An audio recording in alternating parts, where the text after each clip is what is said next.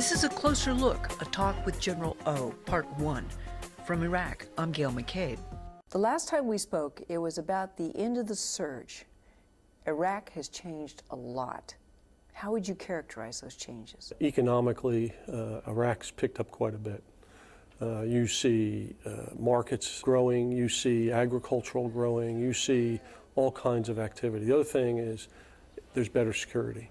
People feel more secure from Basra to Baghdad to Anbar province up to Mosul. They feel much more secure than they have in the past. I've heard it said that the military objectives that are taking place today, the assist, the train, the advise, are more strategically critical to the future of Iraq than anything that's taken place in all of Operation Iraqi Freedom. Do you agree? It is. It is absolutely the most important part, and it's about professionalization of the Army and the federal police and the Iraqi police. As they become more and more professional in what they do, they increase their capability and capacity to do both internal and then in the future external security. And if they're able to do that, that will help bring more stability to Iraq, and that's really what we're after. Do you think Iraq has reached the point of no return, the tipping point? The seating of the new government is really important. How that goes, what are the results of that? Does that create more stability or does that create instability? And we don't know yet. We have to get through that process. If we get through the seating of the government and we think it's now creating more stability, then I would say we're getting closer to that tipping point. Can you describe for me, in your opinion, what is a responsible drawdown? It's always remembering the mission that we've been given. And that's about establishing an Iraq that is stable, self-reliant, sovereign. That is about having just governance within Iraq, and that is an Iraq that has a long-term partnership.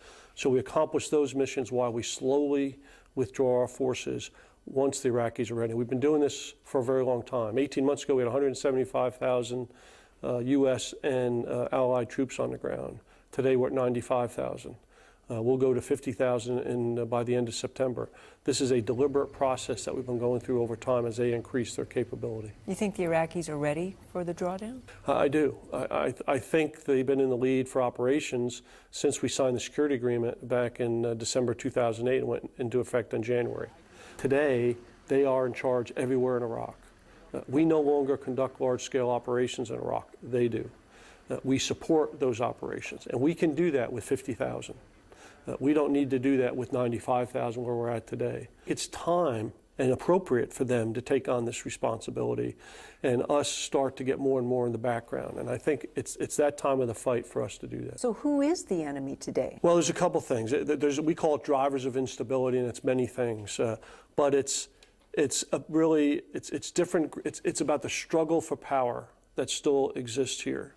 And you have remnants of al-Qaeda in Iraq who want the government to fail completely.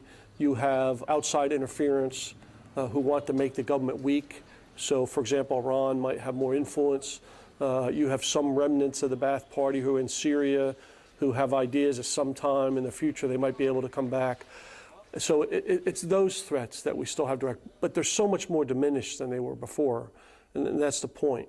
And I think Iraq can handle those threats. Again, we'll be here for another 20 months or so.